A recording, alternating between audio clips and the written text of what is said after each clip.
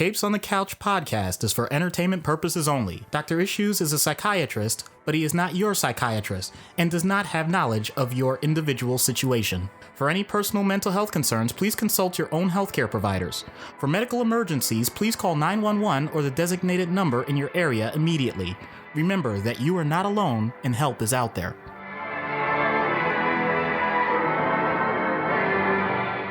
Hello and welcome to Capes on the Couch, where comics get counseling. I'm Anthony Sitko. And I'm Dr. Issues. This is issue number 112. And there's a peaches and cream joke in there somewhere, but I'm going to leave it alone and say that this is the start of our Batman month. Our month devoted entirely to the Dark Knight. And the reason for the special Batman month is because it is our third anniversary.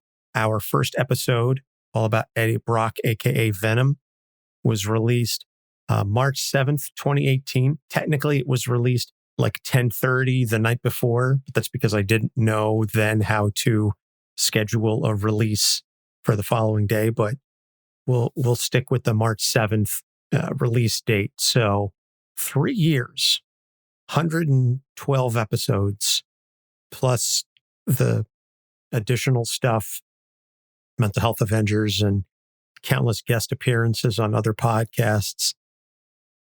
It's been a really amazing ride. And I know we talked a lot about that in our 100th episode, which was our sort of recap and thank you to the fans.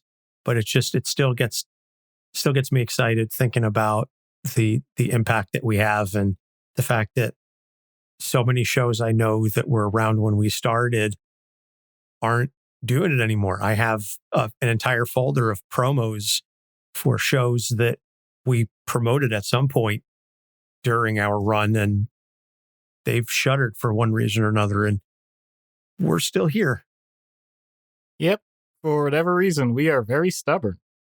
I mean, I could tell you why I'm stubborn, but you're not my therapist, so. That's right. But I am your best Dr. friend. Issues is not your therapist. He's not your psychiatrist and does not have direct knowledge of your medical issues. So yeah, we're 3 years down.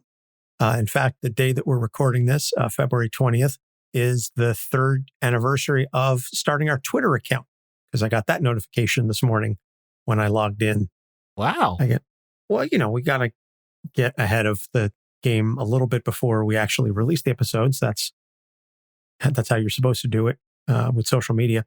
Anyway, this is the first episode of our Batman month, and we've got some really exciting stuff to come, some of which we'll tell you about at the end of the episode because the plans are locked in, and other stuff still working on it. So yeah, I'll give you a hint, though. It has to do with the Cape Crusader. Oh, damn. See, I thought we were talking about the Dark Knight. Oh, okay. No, we're definitely talking about the detective. Oh, okay. That ruins everything. Sorry. We'll be sure to introduce the next episode about Bruce Wayne. Yes. I mean, Batman as a character, there's a reason why we haven't done him to this point, because as a character over his 80 plus years, he has been in countless comic books and various forms of media, film, television, live action, animated, etc. And so it was always going to be a difficult task to try and encompass everything about Batman. But when Doc and I were talking about what we were going to do for 2021 and an interesting way to celebrate our third anniversary, we said, well, there's 5 Wednesdays in this particular March. Why don't we do 5 episodes on Batman, and each of them covering a different facet of the character? Because I feel that that's the only real way we're going to be able to even scratch the surface of a character like Batman. I know even with these 5 episodes, we're not going to be able to hit everything. And I don't think we're going to be able to really do the character justice, but we're certainly going to try. And so we're starting off the month with this episode, which is about his relationships with other characters. Now, on the show, as you all know, we've done a number of the Robin characters. We've done several episodes on other members of the Bat family, and we have done numerous Batman rogues. And Ariel is probably responsible for about 80% of those. Shout out to Ariel for almost always picking a Bat character. And yet, when we do those episodes, we tend to focus on the character as an individual. Yes, for some of the Robins and for Alfred, certainly, we talk about their relationship with Batman. But there are a number of characters that we haven't done that are also closely related to Bruce. And I feel like we can spend a good amount of time talking about those characters and the nature of their relationship with Bruce Wayne, because to be involved with Batman carries with it a certain amount of weight and responsibilities. And I think it's important for us to, when we talk about the individual characters, we want to give them the room to breathe because they are freestanding individuals. But I guess the sort of Damocles almost, if you want to even call it that, is their relationship with Batman. So let's start, because like I said, we could spend 2 episodes talking about everybody and how they relate to Bruce. Batman and Commissioner Gordon is a very key relationship in the comics, and one that has been addressed in many different forms, particularly not just in the comics, but also in the various types of media. You know, Gary Oldman in the Nolan trilogy and the animated series. One of my personal favorite versions of the Batman Commissioner Gordon relationship is in the Harley Quinn series that was on the DC universe and is now on HBO Max, because it portrays Gordon as this neurotic man with like zero self-esteem who is always out to try and impress Batman and thinks that if he could just get Batman to admit that they're best friends, that will just make his day. And it's this very needy character. And I love the way that Christopher Maloney plays him. But Gordon gives Batman cover within the Gotham City Police Department. And I think that's very important because of the role that Batman plays within Gotham. He is outside the law by the technical definition.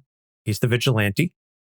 And Bruce needs somebody to vouch for him in GCPD. Yeah. And that is not an easy thing to do, given all of the various, shall we say, extracurricular activities that Batman is known for. So that's a heavy burden on Jim. And it's a credit to their relationship that it hasn't frayed or it hasn't been destroyed over time. Well, let's take a look at what the potential negative could be if this goes wrong. I don't think you or I are naive to the idea of cronyism when it comes to situations that involve authority. The fact that those two have worked together so many times, they've developed this sense of trust that they're both seeking justice. And Commissioner Gordon, by definition, has to color within the lines. He has to make sure that every I is dotted, every T is crossed. To do that, and then on the side, to have someone who's working outside of those confines, but still respects him enough that he is willing to, let's just say, make sure that he doesn't put Gordon in such a dire position that there's no way it could continue. This could have gone wrong the very first time they really got to know each other. And the fact that it didn't shows an incredible amount of patience which is the exact opposite of what you would think when you're dealing with supervillains and all sorts of concerns about mass violence in the city and all those other things. You mentioned that Gordon is giving Batman a cover. I'll tweak that a little bit.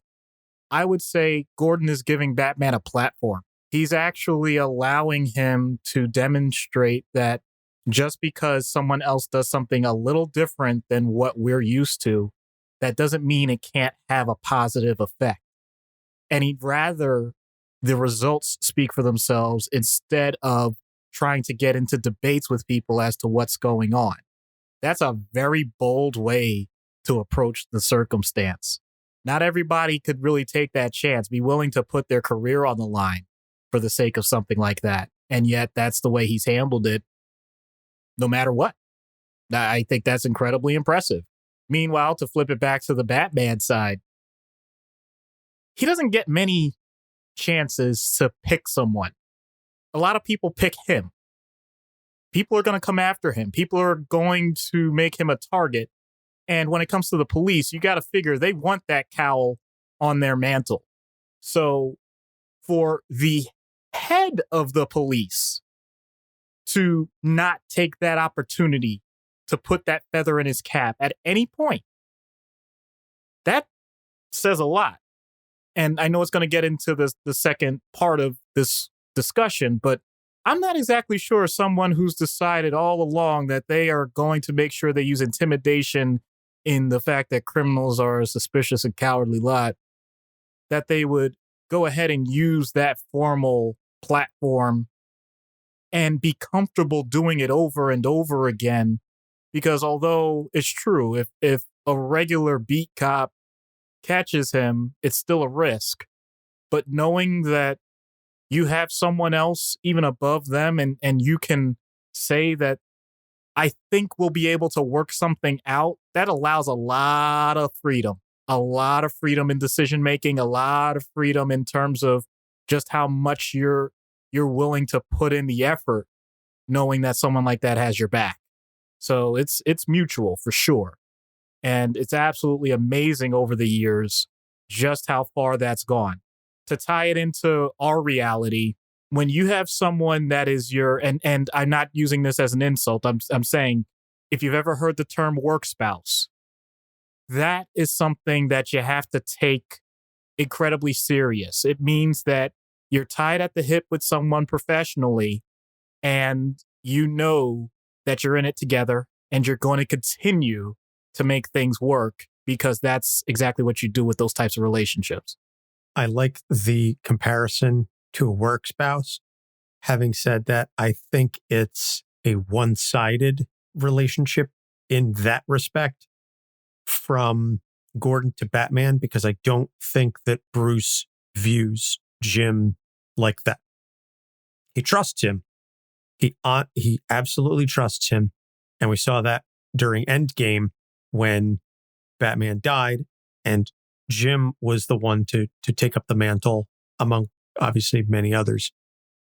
But I think it's much more from Jim's side that Jim considers Batman to be the work spouse. I think if Batman had to say somebody was his work spouse, it would be either Alfred or Dick. Right. That's a great point. But I think that's true for many dynamics in the sense that if you have a middle manager and then you have the VP and then you have the CEO and then like all organizations have certain layers, and it doesn't necessarily mean that just because you're on different layers doesn't mean that you can't have some level of mutual understanding. It's not even. I'm not claiming it's even. I'm just pointing out it's that close knit. It's that tight. Okay. That's totally fair. The next thing that we can discuss with respect to the Batman and Jim relationship is much more even-handed in that both men provide the other with an honest ear. And I think that's why their relationship, even though there's a certain level of, I can't say distrust, but, again, the idea that Batman is the vigilante, the fact that both of them are willing to say to the other, I think you're going too far in this. I know Jim is certainly willing to tell Bruce if he thinks he's stepping over a line because that's his job. But concurrently, Bruce is also willing to say to Jim, I think GCPD is going too heavy-handed on this, or you're out of your league.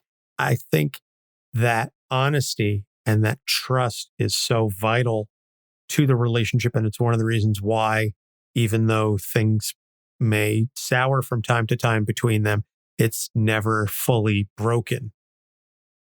Yeah. Because of that honesty and because they're willing to call the other one out if they think they're going too far.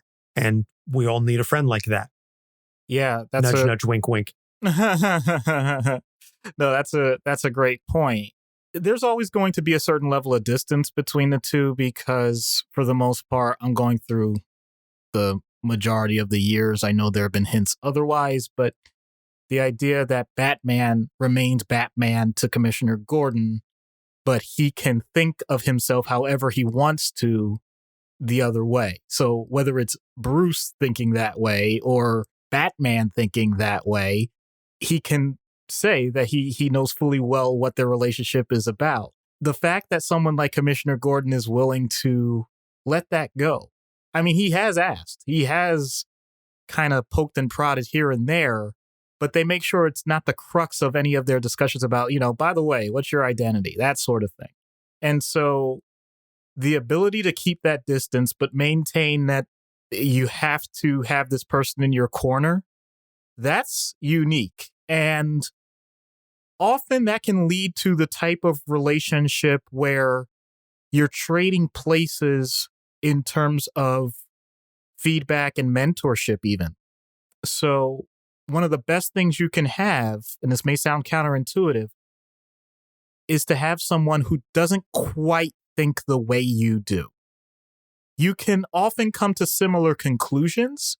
You can have similar motivations and agree for the most part. But let's be honest. You can't tell me for a fact that someone of Jim Gordon's background and family life and et cetera, especially from a working class situation compared to I'm not saying this in terms of the privilege of it, but just the idea of Bruce Wayne growing up in Wayne Manor, having the events that he experienced and all of those things, but also having the finances and all the other supports behind it, et cetera, you can't possibly say that they're automatically going to know exactly what life is like for the other. But I think sometimes that feeds into the idea of, I'm checking your blind spot. I'm seeing some of the things that you may not have seen because of my own personal experience. And I'm willing to say it in a way that is not hurtful. I'm willing to say it in a way that definitely conveys a sense of concern and has the proper emotion behind it, but is not meant to be destructive. That is a very fine line with someone, and they have managed to create an art out of it.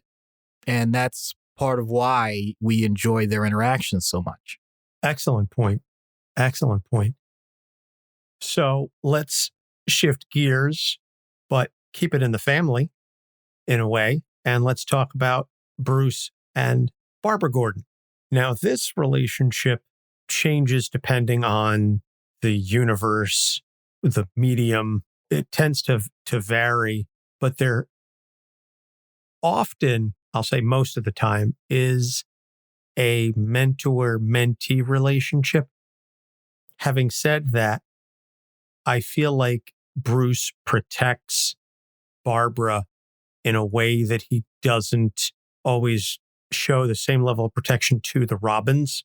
And I'm not sure if that's because of any inherent sexism, that she's a woman, or because she's Jim's daughter. So I'm going to even bring up another point to that. Are we talking about Batgirl or are we talking about Oracle? Also an excellent point. I think of Barbara as Batgirl. I know a lot of folks, when they think of Barbara Gordon, they envision her as Oracle. And then I also know that within the Babs fandom, there's a bit of a headbutting over that distinction over whether she's Batgirl or Oracle.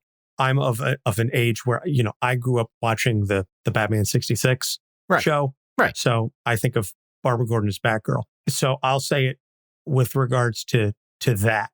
Okay. And now having said that, I'll let you talk about Barbara's Batgirl first, because I think Oracle carries with it a whole other set of... Oh, yeah. That's why I wanted to make sure I brought it up, because and for anyone listening live on the stream, yeah, this really is me just bringing that up in the moment, because I did not have this thought until maybe 40 seconds ago. Okay. Barbara as Batgirl, as another potential protege. That's fair. And we've seen that. We have seen it with the Robins, and everyone is unique. I'm not trying to just throw her in with the exact same category as them, but I will say this. You mentioned it, and I wouldn't necessarily call it misogynistic intentionally, but we also have to remember the era that this was written, and therefore there is going to be a certain hint of that.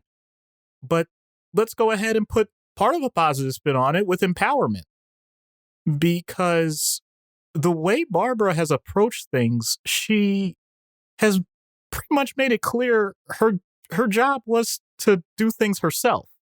She wanted to know, what can I do to help a particular situation, but not how may I assist you, sir. There's a difference there. So when you approach it that way, it definitely creates something awkward with Bruce, only because at this point he has had much more consistent interactions with the men in his life. I'm not saying that chauvinistically either. I'm just pointing out the obvious in terms of the number of contacts as opposed to being with Barbara.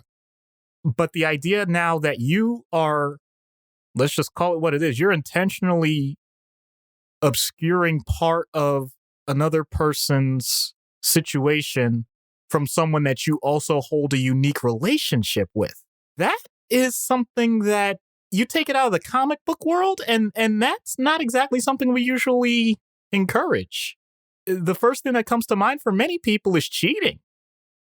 If you're cheating on someone with another person that the other person knows, I mean, that's how some murders happen. You can't, you've got to be really careful with this. And I'm not pretending to say that I know how, if he had found out in the moment, how Commissioner Gordon would react to it. But the fact that they go this far for so long tells me that there's something that they're not comfortable about. And this is where I get my own speculation. And if you want an example, I know we're going off comic with this, I apologize, but there's a great animated series episode where Barbara, it turns out, spoiler alert, she's actually having a dream in the hospital, but basically it's because it seemed like she just died landing on the hood of Commissioner Gordon's car, and he loses it.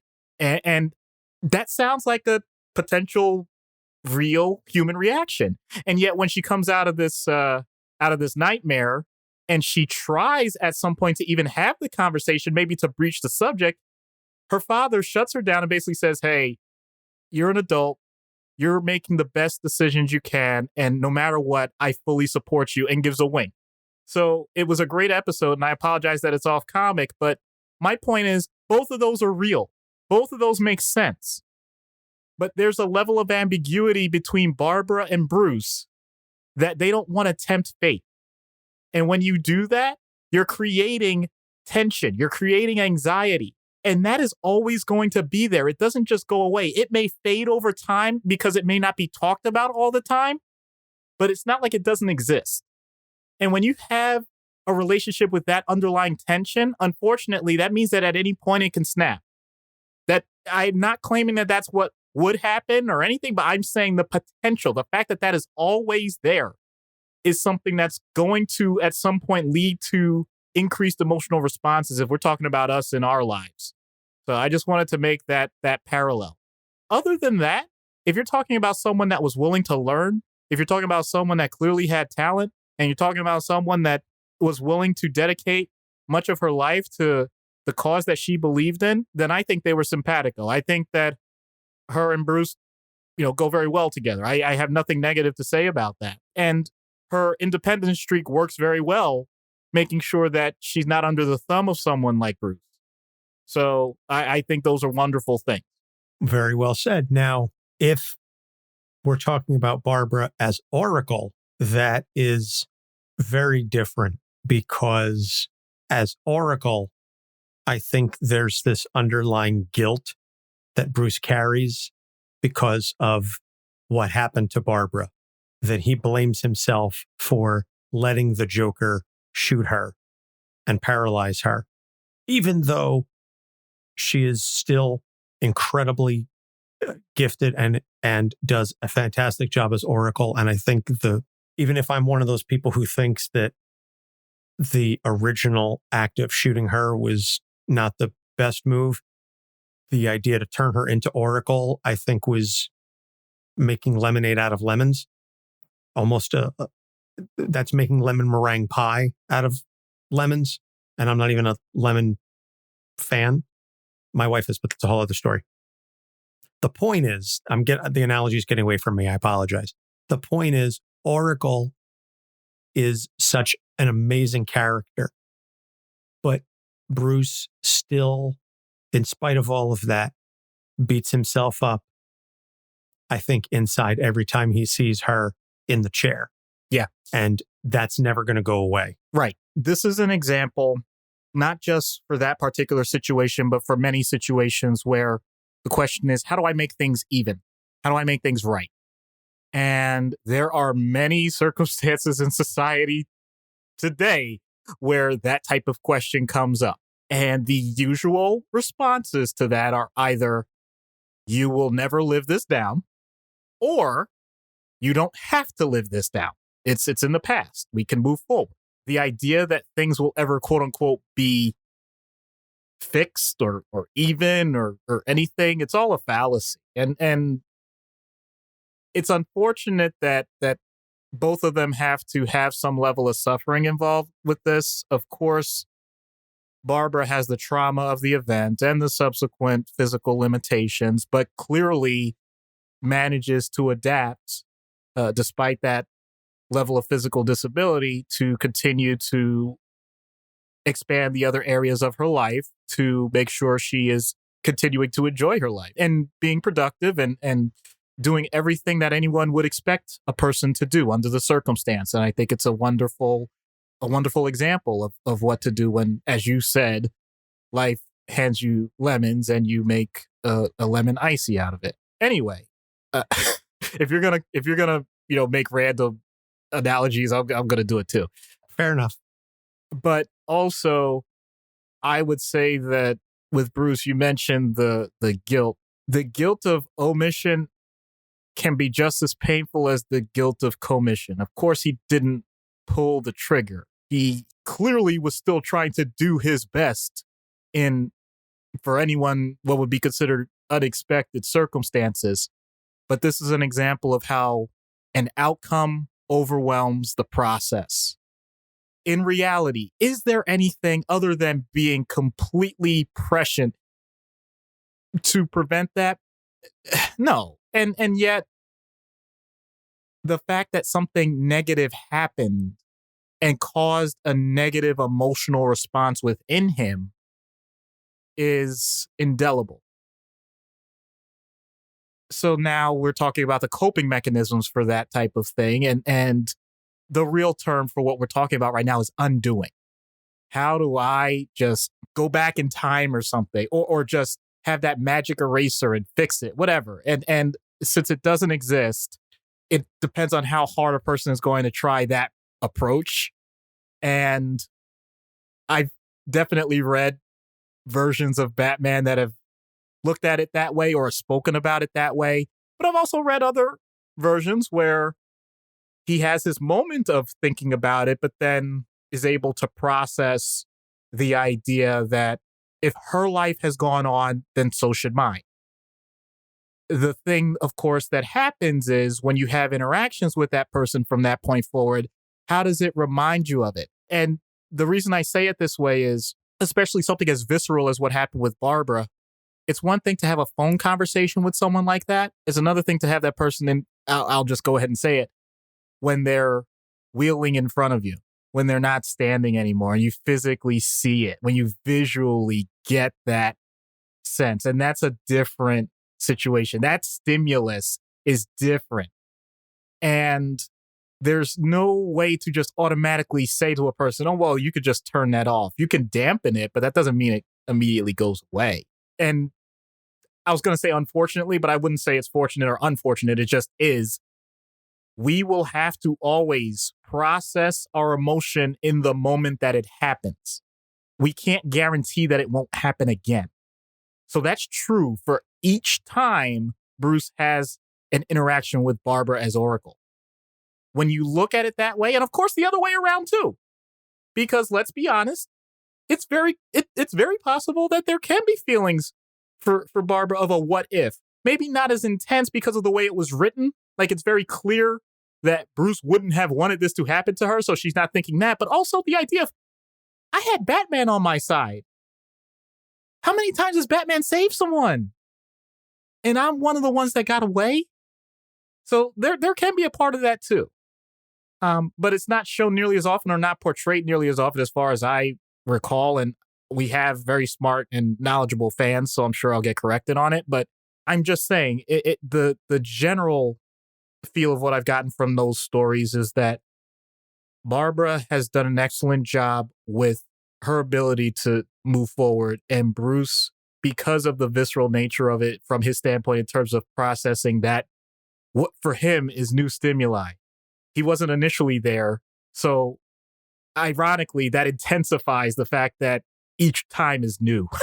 Yeah. And that situation of having to relive the trauma is something that I don't know that we've talked about too many times on the show, because I'm not certain how many characters that has been relevant to, but it's definitely something that, like I said, comes to mind when you think about Bruce and Oracle. And of course, Bruce is going to do his typical thing where he swallows it down and denies whatever, but it does eat at him. And some of the stories over the years have referenced that. I can't recall them off the top of my head because, again, it's impossible to be a Batman completionist. So the next one I want to talk about is along those similar professional lines, Batman and Lucius Fox. Now, I'm going to go out on a limb and say that most people's idea of Lucius Fox is Morgan Freeman from the Nolan trilogy because, and this isn't a slight, he's not in that many stories. He doesn't play a huge role. His primary focus is anything involving Wayne Corp or Wayne Tech or the Wayne Company. So that's where his role tends to be. But there is the undercurrent that he is at least familiar with, if not completely aware of Bruce Wayne's nighttime activities. And that gives him a unique spot amongst Bruce's relationships because almost none of the characters we've spoken about have anything to do with Wayne Corp. They're all Batman or Bruce Wayne as an individual. Lucius Fox is one of, if not the only character I can think of that walks those two worlds. And that makes for an interesting dynamic as well. Yeah, I love the flow of this episode because we go from a professional in quote unquote crime fighting, dealing with Batman and knowing him as that, to the thing that we usually talk about on a regular basis, a character that knows Bruce Wayne and Batman, but in that pure vein of what we think about as the all-encompassing Bruce and Batman together. Now we have this corporate professional side, this window that gets pushed aside. And yet, let's be blunt, I'm sure that Batman would still have many of the things that he's capable of. And as a matter of fact, a recent run has been exploring this about if you took away the money, what would he be? And the answer is still Batman. But clearly, a lot of it has to do with having that marketplace front, basically, to bankroll whatever is necessary and to have someone that is trustworthy enough, because there's been plenty of storylines that involve people somehow either infiltrating Wayne Corp or trying takeovers or just, messing with the business. And someone like Lucius Fox being there has been incredibly helpful because he's absolutely steadfast. And the way that it's portrayed in general is that Bruce Wayne is a capable person, but clearly it's not his number one thing in his life. And there are many people in business where that's true. I don't want to make it sound like that's a negative. It's just, once again, the way it's presented. And if that's the case, someone really does need to be way more focused on those things. And Lucius fills that role. Imagine what would happen, though, if Lucius were the type of boss or the type of, because technically he can't be his boss, but he definitely ranks high enough that he would listen somewhat to him to start putting, put the screws to him and basically say, hey, instead of doing whatever it is that you're doing in off hours, we really need you to review some of these quarterly reports. Can you do me a favor? Can you actually, take a look at our last P&L statement and tell me where these $3 million for, it says mechanic expenses? What is that? You don't need to know it's the Batmobile. Just imagine, though, if he decided that he was going to make it not just professional, but he was going to make it the ultra tight, just work comes first and everything else in life comes second type of situation. We don't have that circumstance. Either Lucius gets fired or, honestly, because he probably still will want some access to it because, Bruce is not stupid. He'd probably kind of say like, all right, but yeah, I'm going to have to step away for a little bit. And actually, I may just have to sever ties. And we might end up with a much more fragmented system. So there's a lot of ways where what I'm getting at is he could have been a hard ass and he wasn't. And part of it has to do with Bruce's father. He was not new to the company. He's been around for a long, long time. And he's seen the development. He basically was put in charge of that development. And when Bruce was I'm sure the way it was presented was he was gallivanting, but in reality, we know he was actually doing some pretty hardcore training and going through his own experiences all over the world and doing all sorts of other stuff. He could have just said, all right, this is another young punk that doesn't get the realities of life, and I'm going to do my best to push him out. And yet their relationship is incredibly civil, if not cordial, basically saying, I'm going to allow you to live life on your terms as long as you're showing me that you're doing it from a good place. Even with the suspicion that maybe it's beyond a good place. It's a very dark place. And the fact that he is comfortable enough with his position in such a spot tells me that he has a level of maturity and perhaps even wisdom that can only be rivaled, dare I say, by someone like Alfred who's shown that.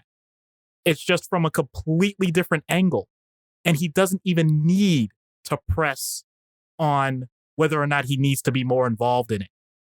The idea that you may or may not have something going on in the background and you're willing to let it ride out because you have, once again, here's that word again, a level of trust in the people involved that you're willing to delegate. Let's call this the nighttime delegation. This is the night shift.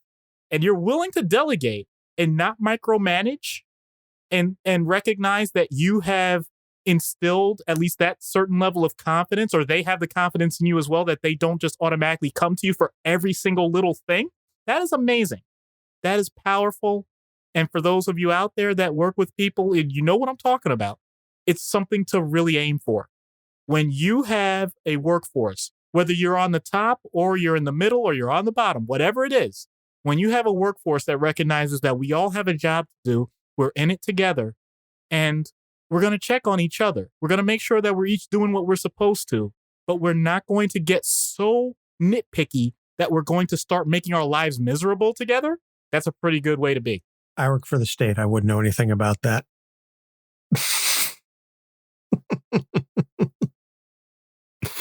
Just keeping it real.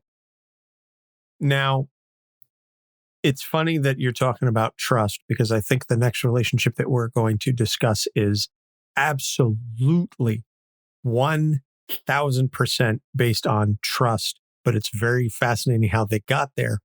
And also, we're spending most of this time talking about Batman, who's a character that we've never done before, and his relationship with all these other characters that we've never done before. Here's another character that we haven't done. And I think it's another situation where we might need a month, we might need several months to cover Batman and Superman. I mean, the essays that have been written about how these two are opposites, how they're two sides of the same coin, this, that, or the other. I think you could spend a copious amount of time just researching and reading about their compare and contrast. But it ultimately comes down to the fact that they have very different views of how to accomplish the same goals. And yet they still are willing to work together. And I think some of the most beautiful stories are about how Bruce acknowledges that Clark is what he wishes he could be in some respects. And Superman understands Bruce's trauma and loves him because of, not in spite of it. I'm a little speechless because once again, to get into how the sausage gets made, Anthony threw this one in while we were recording, which is fine because I know we do this anyway, but this one is the thing that, I'll be really honest here, is what kept me reading comics at a time where I was considering just totally letting it go. There were so many Elseworlds kinds of stories that involved Batman and Superman, and they just seemed to have the same undercurrent, the same essence that permeated, and it was wonderful for me because it let me know that I'm not the only one that thought of these characters in this way, that many people, dare I say most people, think of these characters in this way in terms of the dichotomy. Small town living, very wholesome, loving parents that are around the whole time, wanting to make sure that things are for the best and showing the goodness of the world, and finding out when you have incredible powers and the ability to do just about anything, and knowing that you're not going to squander it and instead make the world an even better place. As opposed to having what in theory could be a very similar start in life, including the finances that the other person didn't have, but to have a lot of the intimacy of having those parents ripped away from you, to be in the big city lights and have a certain level of expectation and responsibility that's going to be coming up even as you're growing up and knowing it. And therefore having to find a way to deal with that trauma to the point that you dedicate your life to eradicating the wrongs of what's going on in what you consider to be an unfair world. I've done this before in other episodes, so I'm not going to hash it out all over again. But on one hand, having someone thinking that, what am I supposed to do with this naive rube that isn't even of our planet? And making sure that if he sneezes wrong, let alone have the wrong thought, we're all doomed and I have to be prepared for it.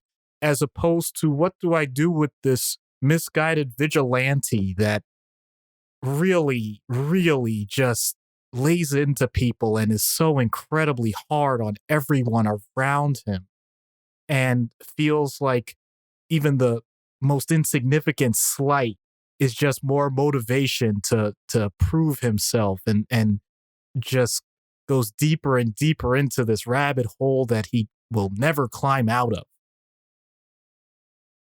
Ironically, I know it was shown already in terms of it being a conflict and intense battles on several occasions, but there's a different way to look at it. And I think for our show, this is the part that is absolutely stunning when you actually say this. Both of them are saying, I want to help that man. I want to make sure that whatever is happening, because they are putting their heart and soul into it, that it turns out as good as it can. Because if it does, then we're all going to be better for it and it's something special. When you frame it that way, all of a sudden, it's not nearly as adversarial.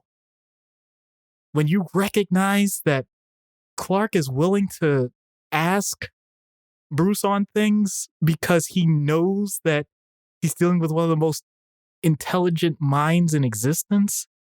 And when Bruce just kind of, in a monotone, melancholy fashion, just kind of says, well, I guess this one is up to Superman. He actually does it because he recognizes, thank goodness I have this ultimate secret weapon on my side. When they do that, you're right that it's 1,000% about trust. But, and this may sound too sappy, and I'm sorry, but doggone it, that's the way I view it.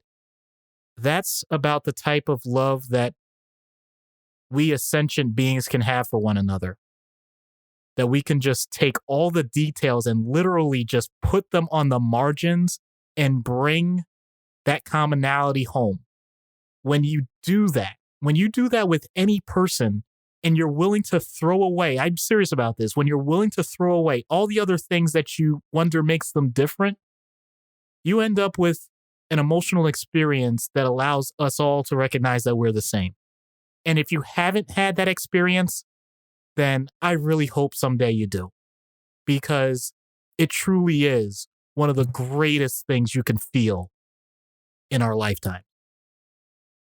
And that's why you're the Superman to my Batman. You know, it's fascinating that you say that, because your idealism, I feel, is much more on the Superman side as opposed to my dark and brooding. And that's the way I've always viewed it. So for you to say that, I'm like, oh, wow, okay, I thought it was the opposite. Well, I say that only because I didn't want to go so far as to say that I'm the Superman of the duo. But I think it's telling that we each think of the other as the Superman and that we're the Batman. Well, I think, and I think we're going to get into this in the roundtable. Let's be real. Let's be real. If you're in the throes of, let's say, athletic competition, things like that, most people will say they consider themselves, or they want to feel like Superman. But when you're talking about like one-on-one, just standard human interactions or other situations, many more people, and I don't have the numbers on this, many more people deep down, they want to be Batman. That goes back to that meme of, be yourself. Always be yourself. Unless you can be Batman, then be Batman. Yep. I don't want to be Batman. I want to be Captain America. I'll rephrase that. I don't want to be Batman. I want to be Moon Knight. So we've spent all this time talking about relationships with characters that have a helpful bent on Batman in some fashion, one way or another, and a positive relationship. We're going to jam on the brakes and do a complete 180 now, because this relationship is not only not helpful in any way, shape, or form, but is also the only one that we've discussed the character, but we didn't fully get into the nature of the relationship in the episode. And that, of course, is his arch nemesis, the clown prince of crime, the Joker. We did discuss the Joker's obsession with Batman in that episode, which was our second episode. So it's 3 years. But what does Bruce get out of the relationship? What is Batman's take? Because we understand the Joker's obsession with Batman. And we talked about this in the Joker episode, and I thought it was done very well in the Dark Knight movie of Heath Ledger's Joker saying, no, we need each other. We're destined to do this forever. Well, I'll jump in and I'll say, honestly, with Jack Nicholson's Joker, well, he didn't say it, but the point is, actually, they both said it. He said, "You made me." And the response was, "I made you. You made me first." I mean, there are so many ways that this has been brought up. Oh boy. Okay. We're going to look at this from Bruce's side then. It's because the Joker is the ultimate canvas and he gets to paint in every possible way. He brings chaos. Batman has the opportunity to restore order. He brings destruction. Batman gets to rebuild. He brings absolute murder, violence, and Batman repeatedly shows him that there is a way to go through life without wanting to kill, including him. This is the ultimate situation where someone just keeps setting up the pins and he keeps knocking them down.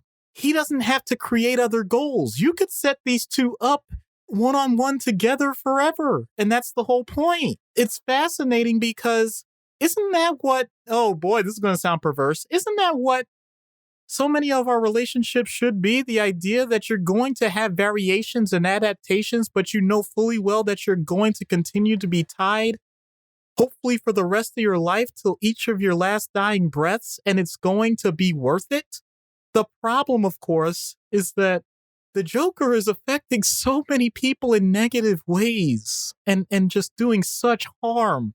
And Batman, by not ending him or at least finding a way to contain him permanently, is somewhat complicit in theory, continuing that harm.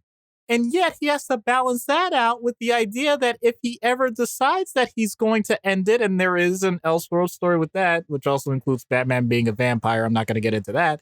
If he goes down that road, then unfortunately that means that breaking his tenets so directly and so discreetly after so many years of saying no, then it sets him up to say that he can break any tenet at any time. And we don't want that. So it's interesting. It's a path that he's decided to take, and it has such intense guardrails. That's dedication to just continue to say that I know that this person is so important that I will always interact with them, even when it's painful, even when it's negative. That's a level of obsession. I know we talked about Joker's obsession. I don't even know if you want to call it obsession. That's a level of, and this is where we get into the preparation, the planning, all of those things. The idea of why would he worry about every single black swan event that's ever going to happen in mankind's history? It's because he knows that it may not be that far away in just one man. That's above and beyond what most of us deal with on a regular basis. I may wonder if I'm going to get an off-the-wall patient that's going to test my limits. I suppose that happens once in a while. To have it as essentially a guarantee, I'll be honest, I don't know exactly how I would handle that.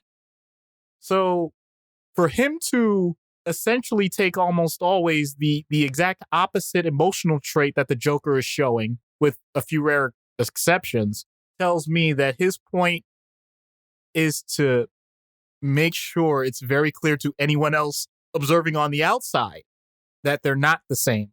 And yet, he still counts him as a human being. He's still willing to give that opportunity, still willing to give that chance. The idea that a reformation at some point may happen. That's above and beyond what most people would consider. That's above and beyond, to be honest, what I think I would consider. So to try and match that person's intensity, to try and counter that person's obsession, and still try and show them the grace, son, that you are willing to bestow to any human being you ever interact with, that's special. That is special. That's unique to that character. That's one of a kind. And I don't know how. I don't know how I'm supposed to say as a psychiatrist how a person's willing to do that or how they do it. I just give credit.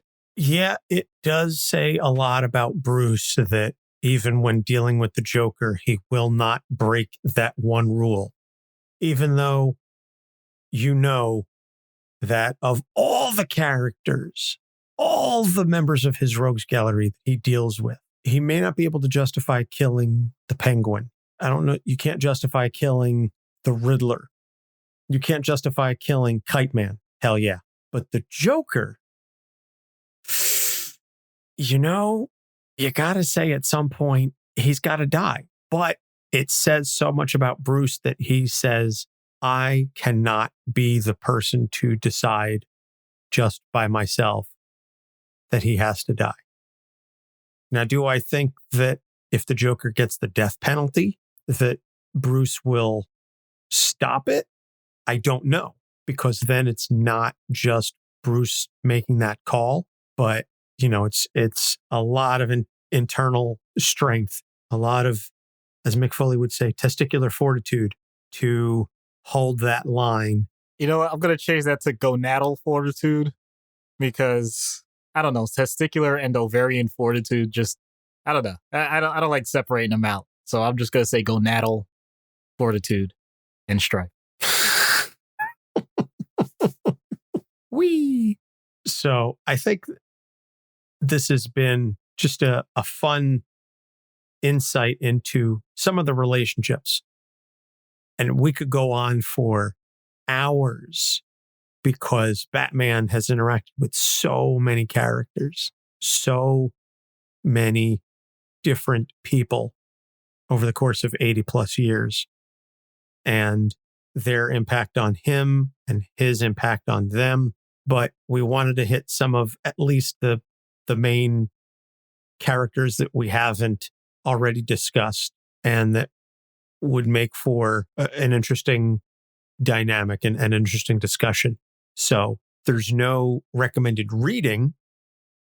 There's no treatment because it's not really an issue. Wait, I got an idea. It's not a treatment, but it's something that I would be very interested in. We touched on the fact that these are so many different spheres, and I'll just automatically say exclude the Joker. Can we get a conference table or a conference call, if it's still age of COVID, with these other characters, with Bruce? Let's think about this.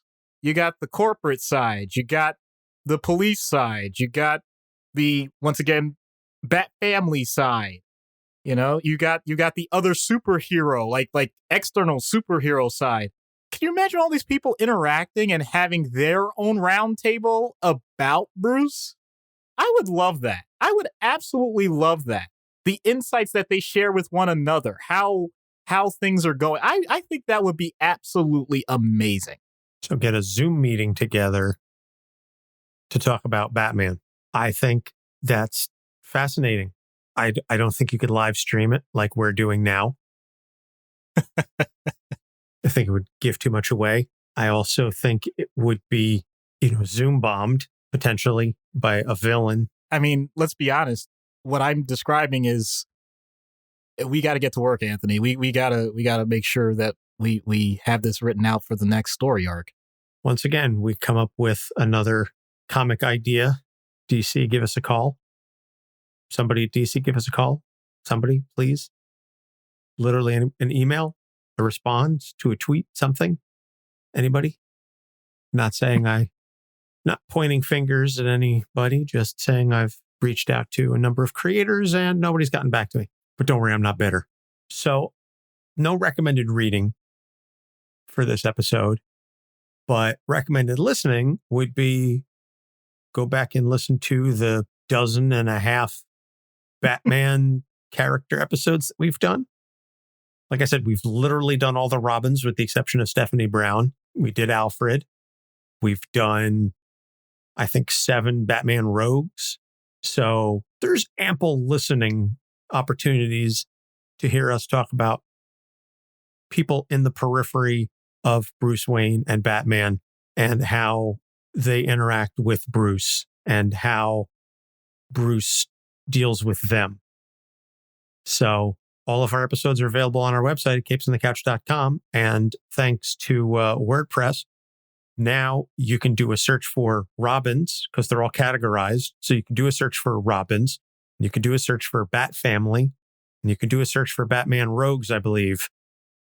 And they're categorized by episode. So go to capesonthecouch.com. And if you find one, it'll bring you to, the links to the rest. So upcoming episodes, the professional roundtable, which we're very, very excited about, with Ben Stover from Popcorn Psychology and Dr. Travis Langley, who literally wrote the book on Batman and his mental issues.